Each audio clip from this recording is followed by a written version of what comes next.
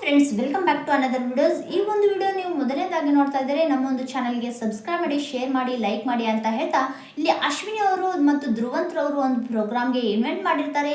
ಅಶ್ವಿನಿ ಅವರು ಮತ್ತು ಮಾತಾಡ್ತಾ ಇರುವಾಗ ಇಲ್ಲಿ ಇಡೀ ಕರ್ನಾಟಕ ಜನರ ಒಂದು ಆಸೆಯಂತೆ ಅಶ್ವಿನಿ ಕಂಡ್ರೆ ಗಿಲ್ಲಿಗೆ ಆಗಲ್ಲ ಅಂತಂದು ಎಲ್ಲರಿಗೂ ಗೊತ್ತೇ ಇದೆ.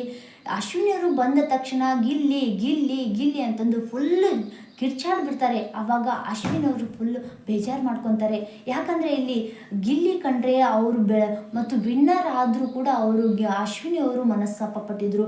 ಗಿಲ್ಲಿ ಗೆಲ್ಲಬೇಕಿತ್ತ, ಗಿಲ್ಲಿನ ಒಂದು ಡಿಸರ್ವಿಂಗ್ ಅಲ್ಲ ಅವರು ಅಂತಂದು ಅಶ್ವಿನಿ ಅವರು ಕ್ಲಿಯಾರಿಟಿ ಕೊಟ್ಟಿದ್ರು. ಎಲ್ಲ ಪ್ರೆಸ್ನಲ್ಲಿ ಕೂಡ ಗಿಲ್ಲಿ ಅಷ್ಟೊಂದು ಆ್ಯಕ್ಟಿವ್ ಇರಲಿಲ್ಲ, ನನ್ನ ಒಂದು ಫೈಟ್ ಅಂತೂ ಮಾಡಲೇ ಇಲ್ಲ.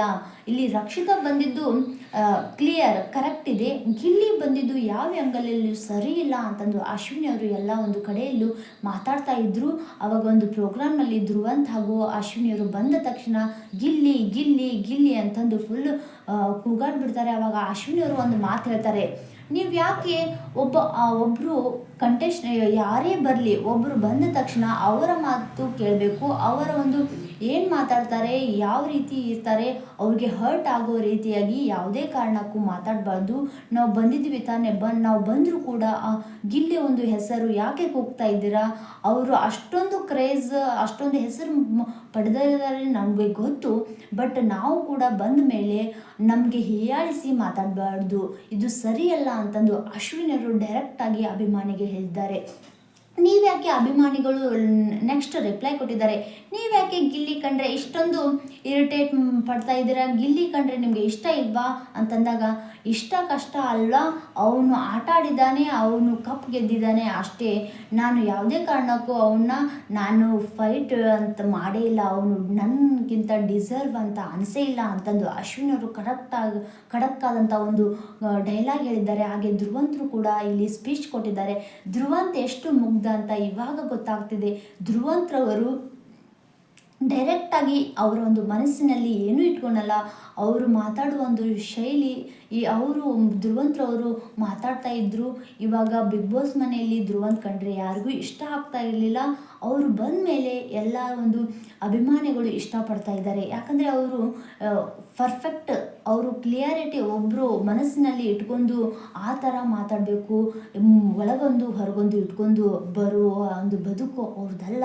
ಅವರು ಡೈರೆಕ್ಟಾಗಿ ಏನು ಹೇಳ್ತಿದ್ರು, ಯಾರೇ ಏನೇ ಬರಲಿ ನಾನು ನಾನೇ ಒಬ್ಬನೇ ಫೇಸ್ ಮಾಡ್ತೀನಿ ಅಂತಂದು ಧ್ರುವಂತ್ರವರು ತುಂಬ ಸ್ಟ್ರಗಲ್ ಮಾಡಿದ್ದಾರೆ. ಅವರು ಕಷ್ಟಪಟ್ಟು ಇಲ್ಲಿವರೆಗೂ ಫಿನಾಲೆವರೆಗೂ ಬಂದಿದ್ದು ಅವರು ಖುಷಿ ಆಗುತ್ತದೆ. ಇದೇ ರೀತಿ ನನಗೆ ಪ್ರೀತಿ ಒಂದು ಬಿಗ್ ಬಾಸ್ ನಂತರ ನನಗೆ ಒಂದು ಹೊಸ ಬದುಕನ್ನು ಕೊಟ್ಟದಂಥ ಬಿಗ್ ಬಾಸ್ ದೇವರು ನನಗೆ ಅಂತಂದು ಧ್ರುವಂತ್ರವರು ಹೇಳಿದ್ದಾರೆ.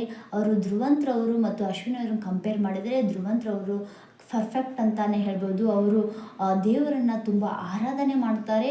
ಅವರು ಯಾಕೆ ಇಷ್ಟ ಆಗಲ್ಲ ಅಂದರೆ ಡೈರೆಕ್ಟಾಗಿ ಓಪನ್ ಆಗಿ ಹೇಳ್ತಾರೆ ಅಲ್ವಾ, ಅವರೇ ಎಲ್ಲ ಇಡೀ ಜನರಿಗೆ ಬೇಸರ ಮಾಡೋದು. ಕರೆಕ್ಟ್ ಹೇಳಬೇಕಂದ್ರೆ ಯಾರು ಡೈರೆಕ್ಟಾಗಿ ಮಾತಾಡ್ತಾರೋ ಅವರು ಅಷ್ಟಾಗಿ ಜನರಿಗೆ ಇಷ್ಟ ಆಗಲ್ಲ. ಯಾರು ಒಳಗೆ ದ್ವೇಷ ಇಟ್ಕೊಂಡು ಹೊರಗಡೆ ಮತ್ತು ತುಂಬ ಕ್ಯೂಟಾಗಿ ಮಾತಾಡ್ತಾರಲ್ವ, ಅವರೇ ಜನರಿಗೆ ಇಷ್ಟ ಆಗುತ್ತೆ, ಎಲ್ಲ ಕಡೆ ಇದೇ ಆಗುತ್ತೆ ಅಂತಂದು ಹೇಳುತ್ತಾ ಇಲ್ಲಿ ಅಶ್ವಿನಿ ಅವರು ಕೂಡ ಹೇಳಿದ್ದಾರೆ. ರಕ್ಷಿತಾವನ್ನು ಕೂಡ ರನ್ನರ್ ಅಪ್ ಆಗಿದ್ದಾರೆ ಕಾವ್ಯ ಅವರು. ಮತ್ತು ನಾವು ಧನುಷ್, ನಾನು ಬರಬೇಕಿತ್ತು ಮತ್ತು ಧನುಷ್ ಅವ್ರನ್ನು ಡಿಸರ್ವಿಂಗು ಮತ್ತು ರಾಶಿಕನ್ನು ಡಿಸರ್ವಿಂಗು, ನಾವು 3 ಮಂದಿ ಬಂದಿಲ್ಲ. ಇಲ್ಲಿ ಗಿಲ್ಲಿ, ರಕ್ಷಿತಾ, ಕಾವ್ಯರು ಬಂದಾರೆ ಅಂದರೆ ಇನ್ಫ್ಲೂಯೆನ್ಸ್ ಮೇಲೇ ಬಂದಿದ್ದು, ಇದೆಲ್ಲ ನಾಟ್ ಫೇರ್ ಅಂತಂದು ಅಶ್ವಿನಿ ಅವರು ಒಂದು ಪ್ರೋಗ್ರಾಮ್ನಲ್ಲಿ ಡೈರೆಕ್ಟಾಗಿ ಹೇಳಿದ್ದಾರೆ. ನಾನು ಯಾವುದೇ ಕಾರಣಕ್ಕೂ ಇದನ್ನು ಡಿಸರ್ವಿಂಗ್ ಅಂತಂದು ಒಪ್ಪೋದಿಲ್ಲ, ಇದು ನ್ಯಾಯ ಅಲ್ಲ, ಅನ್ಯಾಯ, ಇಲ್ಲಿ ಏನೋ ಮಸಲತ್ತು ಆಗಿದೆ ಅಂತಂದು ಅಶ್ವಿನಿ ಅವರು ಹೇಳಿದ್ದಾರೆ.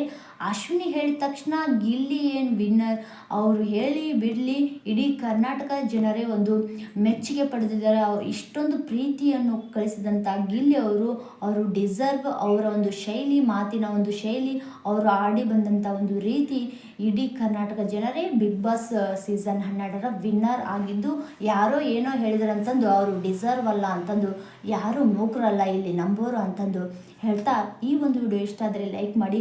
ಅಶ್ವಿನಿ ಅವರು ನಿಮಗೆ ಇಷ್ಟನಾ? ಯಾರು ಬಿಗ್ ಬಾಸ್ ಸೀಸನ್ 12ರ ಒಂದು ಫೇವ್ರೆಟ್ ಕಂಟೆಸ್ಟೆಂಟ್ ಯಾರು ಡಿಸರ್ವ್? ಆದರೆ ಇಲ್ಲಿ ಧನುಷ್ಗೆ 3 ಸೆಕೆಂಡ್ ರನ್ನರ್ ಅಪ್ ಬರ್ಬೋದಿತ್ತು. ಧನುಷ್ ಅವರು ಈ ಒಂದು ಬಿಗ್ ಬಾಸ್ 12ರ ಒಂದು ಸೆಕೆಂಡ್ ರನ್ನರ್ ಅಪ್ ಆಗಬೇಕಿತ್ತು. ಬಟ್ ಧನುಷ್ ಅವರು ಹೋಗಿದ್ದು ನಮಗೆ ಬೇಸರ ಆಯಿತು. ಅವರು ಎಷ್ಟೊಂದು ಒಂದು ಆಟದಲ್ಲಿ ಎಷ್ಟು ಟಫ್ ಕ್ಯಾಂಡಿಡೇಟ್ ಇದ್ದರು, ಎಷ್ಟು ಮಾತಾಡಬೇಕು ಅಷ್ಟೇ ಮಾತಾಡ್ತಿದ್ರು. ಬಟ್ ಇಲ್ಲಿ ಯಾಕೆ ಧನುಷ್ನ ಇಲ್ಲಿ ಡಿಸರ್ವ್ ಅಲ್ಲ ಅಂತ ನನಗೂ ಕೂಡ ಬೇಜಾರಾಗಿದೆ. ಧನುಷ್ ಅವರು ಇಲ್ಲಿ ಇಲ್ಲಿ ಗಿಲ್ಲಿ ಅವರು ಫಸ್ಟ್ ಬಂದಿದ್ದರು, ಸೆಕೆಂಡ್ ರಕ್ಷಿತಾ ಬಂದಿದ್ದರು, ಥರ್ಡ್ ಅವರು ಧನುಷ್ ಬರಬೇಕಿತ್ತು ಅಂತ ನನ್ನ ಆಸೆ.